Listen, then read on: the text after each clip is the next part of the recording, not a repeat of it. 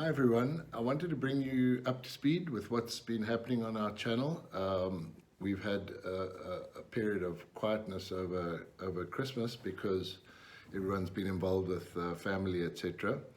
Hannes has been traveling, so he's in Kenya at the moment, and today is conducting an interview with Beaver Shaw, who was a chopper tech. It's nice that I think that we can have a blue job finally on the Fighting Men of Rhodesia. I sometimes think that chopper techs saw more action in the Rhodesian War than anybody else because they were manning the K car, the 20mm Hispano cannon, and also on the G cars manning the machine guns. So chopper techs were busy guys, and I'm really looking forward to this interview with Beaver Shaw.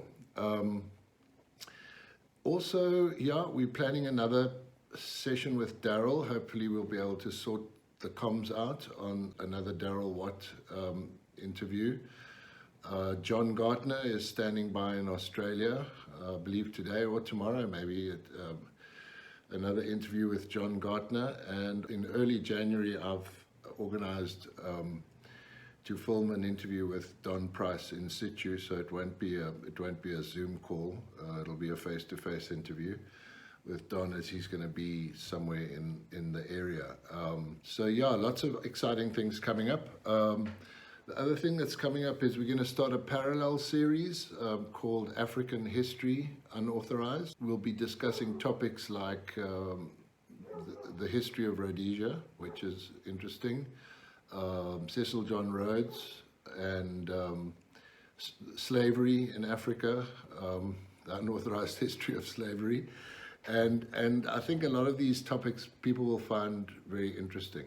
And I really want to thank those of you who've become patrons. We now have about 8 or 9 patrons who are supporting the channel financially, and I can't tell you how much I appreciate that. So if you'd like to look at our Patreon page, there'll be a link down in the description.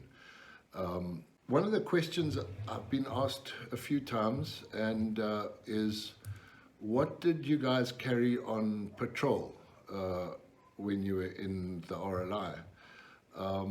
I can only really speak for myself because the kit that we used to carry in my case, I was doing Fire Force operations, so everybody's kit was personalized, and we had our webbing made up especially for our own particular requirements and needs.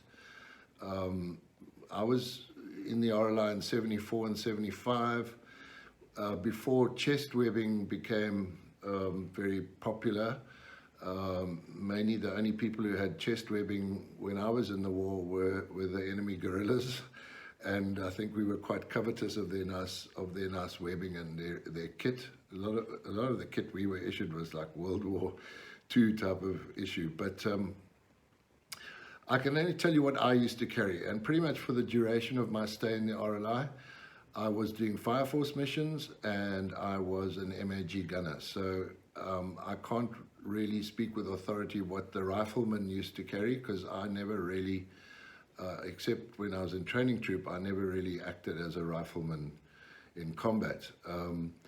As an MAG gunner, the gun I think weighed about 27 or 29 pounds or something, so it's quite a heavy gun, and I used to carry 11 belts of 50 round belts.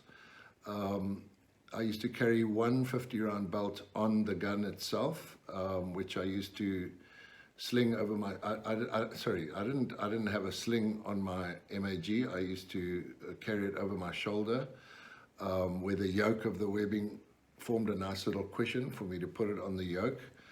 And it was really just a case of swinging it around and using it when I needed to. The first belt of ammunition I carried was pure tracers. Every single bullet was a tracer, and that helped me to really fire from the hip and just use the tracer bullets to walk into the target I was looking to hit.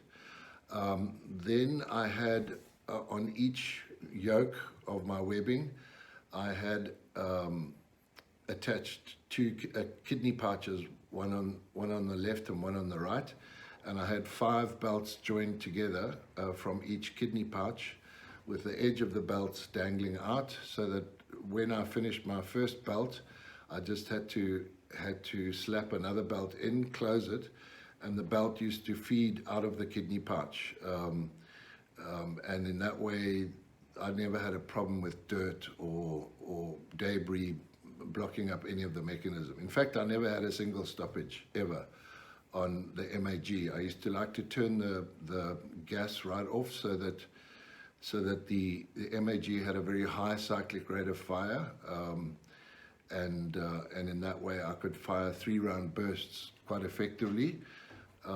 It had a bipod attached to it, and in the bipod roll it was extremely accurate.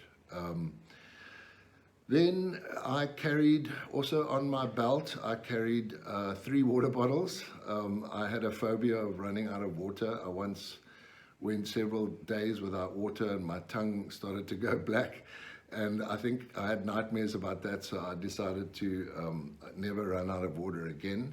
So I was always the last guy to run out of water, because I carried another 2 water bottles in my pack. My pack was a little 44 pack, it's called. It's a small little, really a day pack, I suppose. But we were issued with 10 days rations, and we used to sort through those rations and pare them right down so they could last us 10 days. But there were a lot of things that you know, when you got your rat packs, you put them all on your bed, and everyone ended up, there was a big pile of rations in the middle of the dormitory, or the barrack room, should I say, when the guys were packing their rations, because we didn't take everything that was issued to us. We only cherry-picked certain things. So in my backpack, which, as I say, is quite a small backpack, I had 2 water bottles. I had a Ringer's lactate set, a drip set, which I used to use I used the Ringer's lactate as a pillow. And I also used to use the Ringer's lactate to boil up rice if I was running short of water. It's a nice kind of saline solution that you can use not only for preventing someone from going into shock, but also for cooking. And obviously all of my rations as well. My sleeping bag was a double-layered sleeping bag made of parachute silk. So it was very light, and it took up almost no room whatsoever. But I also had a ground sheet, which sometimes doubled as a bivvy if we had to stay overnight. I wore a t-shirt most of the time, a tie and dye camouflage t-shirt. I ripped off the collar and I ripped off the sleeves, because I used to find that the collars used to get grimy and dirty, especially when you go several days and you're unable to wash or bathe. I also wore shorts. I went commando, so there was no underwear to, again, act as a magnet for dirt. On my feet I wore veldschoens with no socks, so the veldschoens were very, very comfortable and hardly left any tracks. On my head I wore a Portuguese Army combat cap, which it didn't have that stiff brim that the Rhodesian Army combat cap had. And what else? Yes, I carried a little Walther PPK pistol in the front, which my dad loved, that little pistol, and was made famous in all the James Bond movies. That was the pistol that James Bond liked to use. And I think that pistol was really just for myself. If I ever thought I was going to be captured by the enemy or something, I'd probably use that pistol on myself rather than be captured. And sometimes I carried an M962 fragmentation grenade, and sometimes I carried an M970 white phosphorus grenade. Around my neck I carried dog tags like everybody else, with my name, my number, and my blood group and my religion, like C of E for Church of England, or RC for Roman Catholic, or whatever. And I also, a lot of guys carried a panga, because sometimes you may have to clear a landing zone for the chopper to come in and pick you up. I felt that I was already carrying enough kit I didn't want to carry a panga as well. So I had a big Bowie knife that was like razor sharp and was actually heavy enough to hack down the Mapani sort of scrub bushes, etc. So I could assist in the clearing of an LZ if I had to, and I wore that on my left hand side yoke with the handle facing down, so I could literally draw it with one hand and use it as a weapon if I had to use it as a weapon. Attached to our dog tags, we were all issued some morphine. This normally looked like a little toothpaste tube with a needle on the end, and that was like one dose of morphine. If you gave anybody morphine, usually not for chest wounds, but for if you're wounded in the limbs or something like that, you could administer morphine and then put a sticking plaster on their forehead, giving the dosage of morphine that you'd issued. My water bottles, a lot of guys carried the green plastic water bottles.